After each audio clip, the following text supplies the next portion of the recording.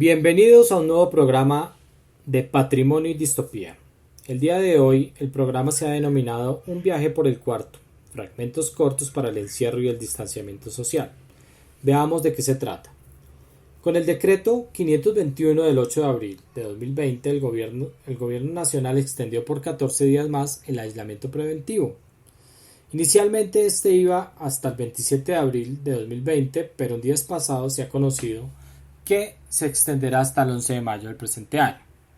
Dadas las circunstancias actuales y la dinámica mundial, esta situación de encerramiento ha llevado a pensar a muchas familias en la necesidad de reorganizar la vida social, cultural y económica en microespacios que van desde los 21 metros cuadrados a los 300 o 400 metros cuadrados.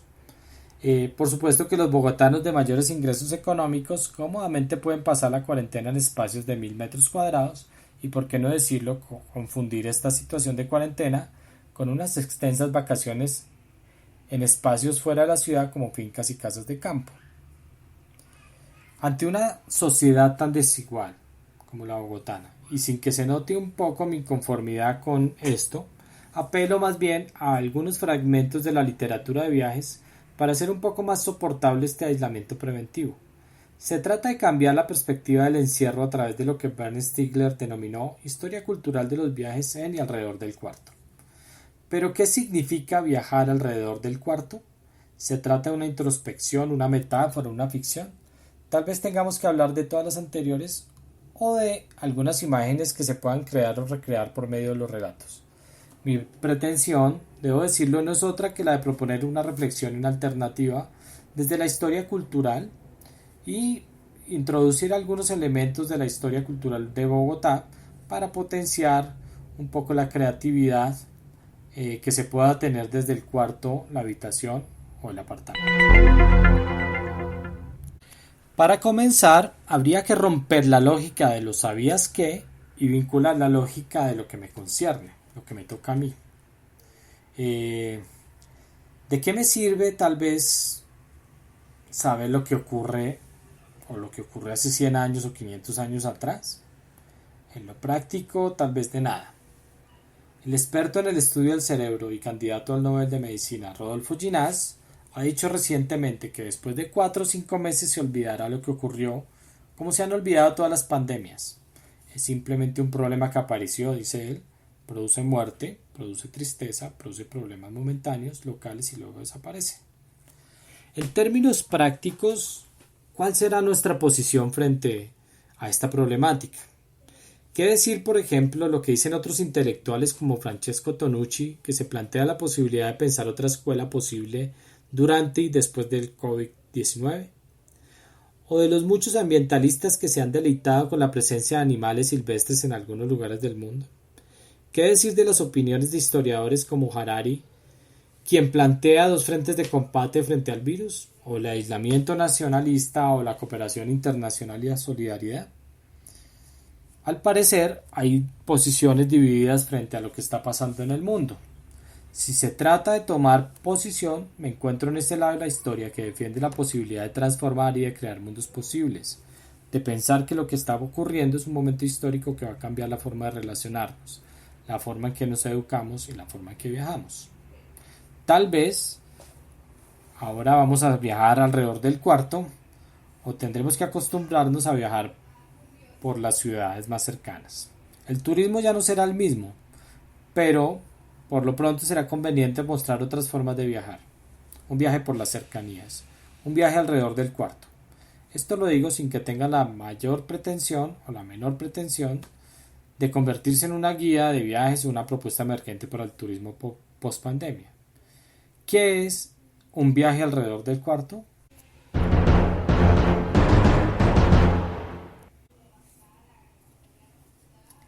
En la primavera de 1790, Xavier de Maistre, el hermano del teórico político conservador Joseph de Maistre, saca el mayor provecho posible de un arresto domiciliario y realiza un viaje de 42 días por su cuarto, sobre el que informa en un minucioso relato de viaje que se convertiría en un texto sumamente exitoso de la literatura francesa y fundaría a la vez un género propio de la literatura. Las experiencias del viaje por el cuarto no solo tienen una sujeción espacial, sino también temporal. Son exploraciones de un espacio que apuntan a recuperar historias y experiencias sin ser a su vez repetibles. En sus caminatas, el viajero sedentario no solo descubre la belleza práctica de los objetos cotidianos, puras cosas comunes de una casa común, como por ejemplo una cama y un sillón, sino que también informa sobre la historia de los cuadros colgados en la habitación y sobre los descubrimientos que hace en la pequeña biblioteca.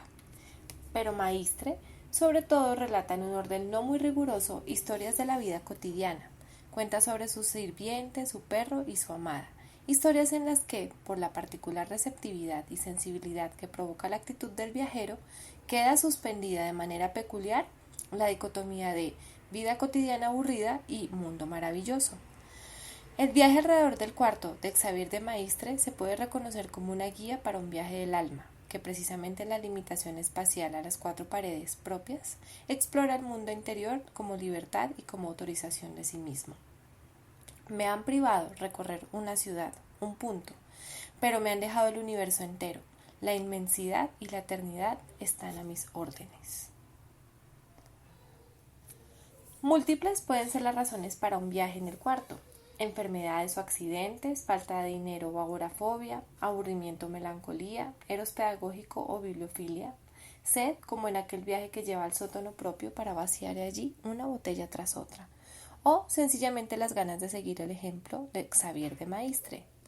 Desde fines del siglo XVIII hasta muy avanzado el siglo XIX, surge un gran número de viajes en miniatura, en los que no se transpone el umbral de una habitación o casa, o los límites de una ciudad. Se viaja por los bolsillos del pantalón, por la tienda de campaña propia, o algo es algo, por una gran cantidad de ciudades, una como París, que como dice Arsène Houssaye, apasionado viajero, son lugares lejanos, y sigue siendo un mundo desconocido hasta por el propio parisino. O allí en París se elige viajar únicamente por el Palais Royal, que demanda él solo todo un viaje. Tal vez lo más cercano a estas referencias y a estos fragmentos sean algunos relatos de viajeros extranjeros que visitaron nuestro país en el siglo XIX, pero también algunos factores relevantes de la historia cultural bogotana. Los encuentros y las tertulias bogotanas que se llevaron a cabo al interior de algunas viviendas de la élite fortalecieron una práctica que bien podría compararse con las dinámicas de los salones aristocráticos del siglo XVIII. No obstante, esta dinámica cultural que se desarrolló al interior de las viviendas, especialmente en el salón principal de la visita santafereña, conocida como la casa, la sala de la casa, no contó con el mecenazgo de una dama patrocinadora de las letras ni con la visita de personajes con grandes ambiciones literarias. Como espacio de conversación y de rituales de conversión de unos patrones de vida, la sala se convierte, para el caso bogotano, en uno de los escenarios más propensos a la aceptación y legitimación social. A propósito de las tertulias, los bailes, el centro de atención tal vez no era el té o el café, sino el chocolate, esa bebida emblemática de los bogotanos. Vale la pena aclarar que tanto alguna fracción de la élite que visitaba Europa traía algunos elementos que podían introducirse entre las prácticas de sociabilidad a partir de tal vez la primera mitad del siglo XIX. Con esto se podría haber pensado que Bogotá tendría unas dinámicas urbanas un poco más propensas a ser como las europeas. Pero lo que más bien ocurrió, según algunos autores, entre los que se encuentran Adrián Cernadimas, es que lo que se presentó fue cada vez más una reafirmación de las diferencias al interior de los espacios cotidianos. El hogar se convertía, por ejemplo, en el espacio predilecto para ejercer las actividades de lo público ante la inexistencia de lugares propicios para exaltar las diferencias. De esta manera, el papel de los intelectuales y la existencia de espacios para interlocutar, era más bien reducidos a la vida privada. Dicen algunos extranjeros visitantes a nuestra capital en el siglo XIX, como por ejemplo Lisboa, dice: en el interior de las casas el lujo es extraordinario y causa espanto al extranjero, cuando se considera que la mayor parte de los muebles, cuadros y espejos que adornan las casas de los ricachos de Bogotá son traídos a hombros por hombres desde Honda. El clima, dice él, exige el uso generalizado de la alfombra y con frecuencia piserricos tapetes aterciopelados de las fábricas de Francia e Inglaterra. Los corredores y las terrazas de los claustros están todos forrados de estera común, fabricada en el país. El gusto por la pintura al óleo es general, y es muy rara la casa de una persona acomodada donde no exista el piano, aunque el transporte de uno de los instrumentos desde Honda a Bogotá cueste por lo menos 250 pesos. No me imagino un piano de cola en un apartamento de 21 metros cuadrados, a lo sumo de 60 metros cuadrados, dadas las situaciones actuales. Pero en ese tiempo, en el siglo XIX, las casas eran bastante amplias. Las visitas y la práctica de evidenciar estos lujos al interior de las casas predominarían hasta las últimas décadas del siglo XIX. Estos encuentros de la élite bogotana también fueron narrados por Miguel Cané, ministro plenipotenciario de Argentina, quien estando de visita en nuestra capital para el año de 1881 resaltaba el carácter de las fiestas en Bogotá. La vida social, dice él, es muy activa con respecto a las fiestas. De tiempo en tiempo, un gran baile tan lujoso y tan brillante como cualquier capital europea o entre nosotros. Así pues, en una ciudad tan reducida para la primera mitad del siglo XIX y tan limitada públicamente, era común que la vida social se hiciera al interior de las viviendas. En estas reuniones sociales de salón era común observar manifestaciones de la cultura francesa. También algunos elementos de la moda francesa. Esta dinámica también la corroboraría un diplomático sueco que visitó nuestro país, Gosselman, quien estaba complacido que en estas tierras se vieran costumbres similares a las europeas con un ritual de inspiración europea, por supuesto. En la manera de conducirlo, dice él, en la decoración del salón, en el vestido y arreglo de los asistentes, en los modales, en la música, los bailes y en la manera de servir la comida. En efecto, la élite había adoptado los rituales franceses a finales del siglo XVIII a través de la ideología ilustrada de los Borbones. Sin embargo, las primeras décadas de vida republicana seguían conservándolos. Finalmente, a pesar de introducir prácticas y estilos de vida francesados, la vida social al interior de las viviendas encerraba todo un universo social y simbólico.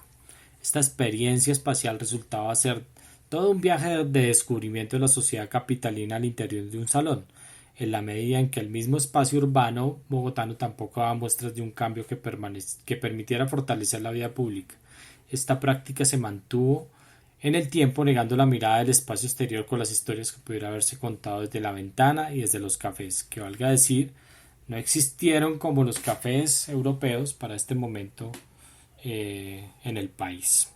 Con esto entonces cerramos un nuevo programa de Patrimonio y Distopía, diciendo por lo menos que si uno quisiera conocer un poco la historia de Bogotá del siglo XIX, tendría que ver un poco al interior de las casas bogotanas. Esa vida social tan rica en bailes, tan rica en dinámicas sociales y culturales. Espero que haya sido de su agrado este programa y espero que nos podamos ver en el próximo programa.